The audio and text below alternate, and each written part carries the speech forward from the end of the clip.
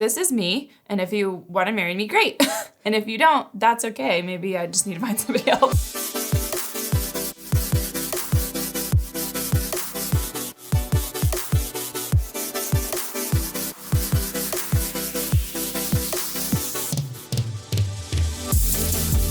Hey guys, my name's Bekah, and this is my husband Royce, and you are watching our channel, Royce and Bekah, where we talk about marriage and family life.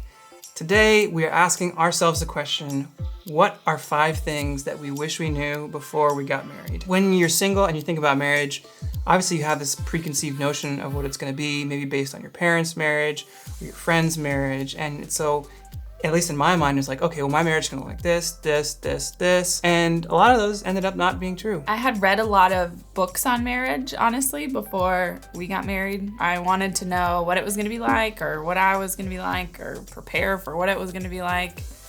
And I think some of those things helped, but I don't know if it completely prepared me. Because when you think about it, that's only one-sided. It's like what you're doing in marriage, and when you don't know who you're gonna marry, you don't know what the other person is gonna bring to the table. I don't think we wanna say that like preparing to get married when you're single is necessarily a bad thing, or like reading relationship books, or like learning how to be a better person, because whether you're married or not, being a better person is a good idea.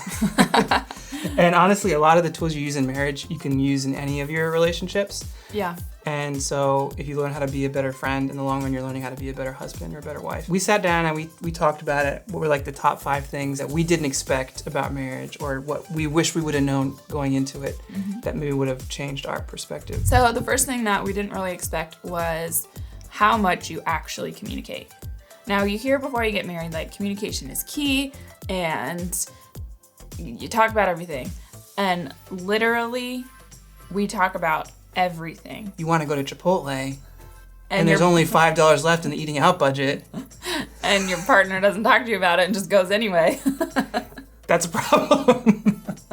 That's what happened the other day with us. One thing I think is kind of universally applicable to everyone is that it's really important to talk about even the small decisions that you make individually, because they affect you as a couple. All the communication that's necessary if you're wanting to build a life together is a lot, because you can very easily build your life separately. Yeah, as a married couple. You don't have to have all these conversations. You definitely don't. But if you do, you'll be a much stronger team. Well, and one of our goals is that we got married because we wanted to build a life together. And so for us, it's a high value to communicate a lot so that we're building something together. The hardest part is those times where you're just like, I just want to not. I just want to not. But you need to. Yeah. It's the hardest time. Yeah. It's true. I just don't want to talk about it. Can it just be what it is? And sometimes that's okay, but I would say 99% of the time, you gotta talk about it. Right, you gotta talk about it. Number 2, how gender roles affect your relationship. Interesting. What do you mean by that, Royce? And so I think as we grow up, depending on the culture and the society and the context that we grow up in, we get these stereotypes built into us of what certain genders are supposed to do in a relationship. Like traditional white American culture, the man is the breadwinner. The man fixes all the things. What I'm not trying to say is that there's a certain culture or certain thing is wrong. It's just being aware of those things, because they really affect how you interact with your spouse and how you feel about yourself. Because, for example, I'm not good at fixing things. That's just not something I'm good at. But it's something Bekah is really, really good at. Yeah. Grilling is another thing. I hate grilling. He doesn't grill. I don't grill. Bekah grills. I love to grill. That could make me feel like less of a man. If I think about the traditional model of manhood in America, in white America, right? But the truth is, that's not what makes me a man. That's not what makes me the husband in our relationship. Those are just things that we do. I really like Donald Miller's definition of what makes a man, and that's just anatomy. I'll just leave it at that. One thing I think as a woman, you can get these expectations over your husband, depending on what you see in movies, what you see in your own dad, of what your husband should be like in his gender role. Your expectations could be really let down if they are just not that kind of person. Right, and I'm not gonna apologize because I'm not good at fixing things. I'm not gonna apologize because I don't like to grill. Just like I shouldn't expect Bekah to be this model housewife conforming to the traditional white American version of a wife. Yeah, I'm not that. You know, there are reasons those are stereotypes, and we're not trying to condemn or criticize anyone who follows those models. Yeah. But the thing is, or the truth is for us, that's just not who we are. Really accepting who you are before you get married and what you like and what you don't like, and bringing that to the table before you get married and saying, this is me, and if you want to marry me, great. And if you don't, that's okay. Maybe I just need to find somebody else. Right. So if you're thinking about marriage, you're heading towards marriage now, I think we would encourage you to dig into who you are as a person. Just examine like how you were brought up. What did you see in your parents' marriage? What did your dad do? What did your mom do? What do you think your wife should do? And talk about those things, because a lot of those are like implicit or not really like in the forefront of your mind until some conflict happens, or you're like dissatisfied but you don't know why. And sometimes it can go back to that. If you're interested in hearing more about that, let us know in the comments. Our perspective on that, let us know in the comments, because we'll make a video. We could really dive we have deep, a lot of thoughts. dive deep into that. Okay, number 3, how each person in the relationship interacts with family, like extended family, and how that impacts your relationship. You come at it from 2 different family cultures into your own family culture, and then one person has a view on how you should interact with extended family, and the other person has a different view. Right. I'm like, Becca, hey, don't you want to call your mom? It's been like 5 months. I mean, not really, but I don't go that long. Mom, you know that. Defend me in the comments. No, but the frequency with which I talk to my mom and the frequency with which she talks to her mom, it's pretty different. But the relationship is still there. I hope it's still there. Mom, is it still there? No, they're super close. They're super close. And I'm not saying it's a bad thing the way that, like, what I've come to realize. See, there's the difference. Like, right? It's not a bad thing. It's just the way they operate and the way they communicate. Yeah. And it's different for every person. And I think it's important to learn, before you make a value judgment, it's important to learn the other person's perspective. If you're interacting with your extended family or your husband's extended family, and let's say you don't get along with your mother-in-law. I get along great with my mother-in-law, not using me as an example. However, how you just relate to extended family in general can really influence. So say if I was really close with my mom and I was thinking maybe I would be really close with my mother-in-law because that's just all I know, and then maybe we don't get along, that can get really hard because your family is forever. What's the saying? Like, you don't just marry the person, you marry their family. Yeah, and I think that's maybe the biggest takeaway here is your family does affect your marriage. You think, well, I'm married, I live far away from the rest of my family, it's not gonna affect us at all. And unless you like cut off your family, they will affect you. Yeah, I don't think I expected how much like that extended family influences, because it influences a lot. Right. Holidays, you're thinking about vacations, you're thinking about seeing, like, it affects a lot. Whoever this person is that you're marrying, like, you're getting their whole family. Number 4, physical intimacy. Is not as important as you think it is. We're not saying that it's not important, because it is very important in how you interact with each other. Yes. The movies are not real. No. And we're just gonna say that. Movies are not reality. They're just not. When you're thinking about getting married and you're thinking about what your physical relationship is gonna be like with your partner, because we know you're thinking about it, for people who are waiting till marriage, that can be a big focal point. And maybe even people who are not waiting till marriage, but the point is, like, physical intimacy is an important part of marriage, but it's a small part of your marriage. There are so many other things that have to go right in your marriage for the physical intimacy part of your marriage to go right. In Hollywood and whatever, it's like the physical intimacy first, and then all these other things are great, and that's just not the truth. I just want to say, it is fun. It can be very fun, but it's not the end-all, be-all of your relationship. And I think a lot of times Hollywood can make it that. Like, if that's not right, the whole relationship is trash.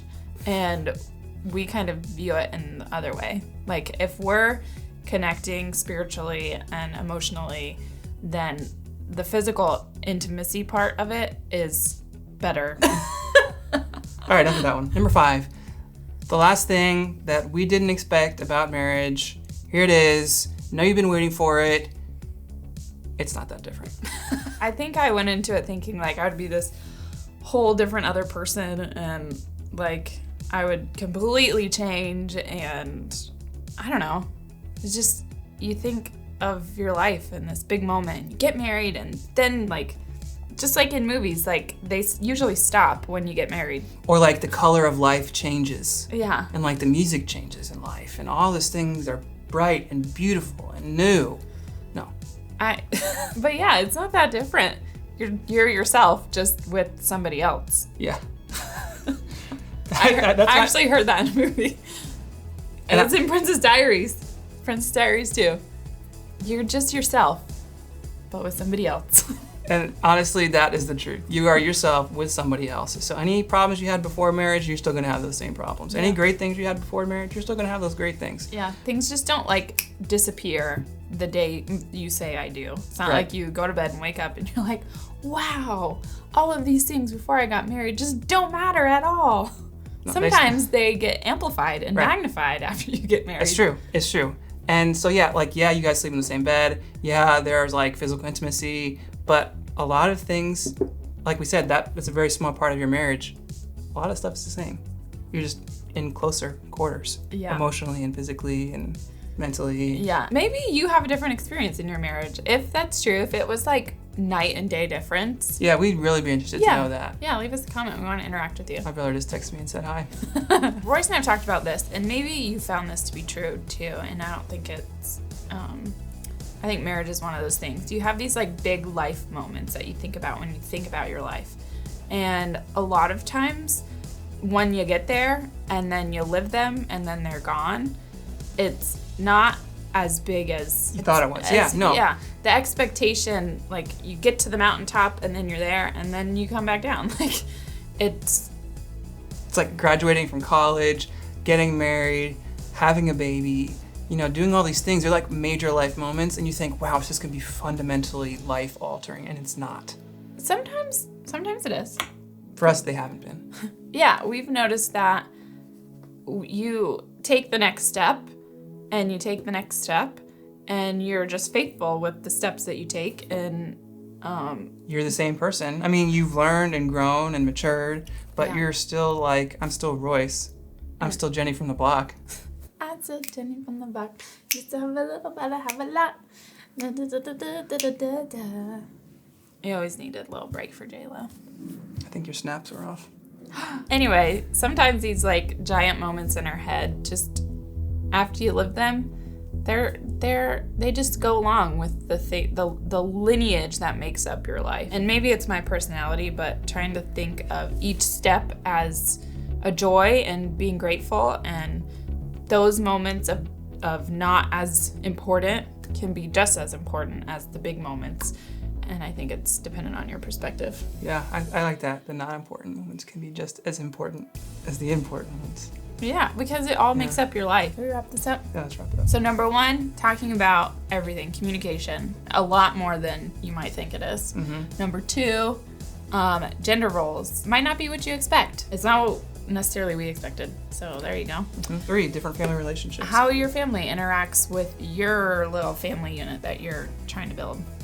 They might have more of an impact than you think. Yes, it did for us. Yes. In good ways, but did for us. Physical intimacy is not as important as you think it is. Still important, but it's not like 75% of your marriage. It's more like 10, 15% of your marriage. Thanks, Hollywood, for that lie. And what's the last one? How not different it is. Yeah, it's not that different. Number 5, not different. But different. Different, but not different. Those are the 5 things that we didn't expect about marriage. We want to know from you guys, what's something about marriage that you didn't expect? Let us know in the comments. We'd love to hear from you. Also, please consider subscribing. It really helps us out. And think about hitting the notification bell. Then you'll be notified every time we post new videos. We post every week with new marriage and family content. Sometimes it's a baby product review, and other times we talk about recent culture. It's always something new. Thanks so much for watching, guys, and we'll see you next time. Bye! Bye! I'm still Jenny from the block. Used to have a little, but I have a lot. That's our outro. Hope we don't get flagged.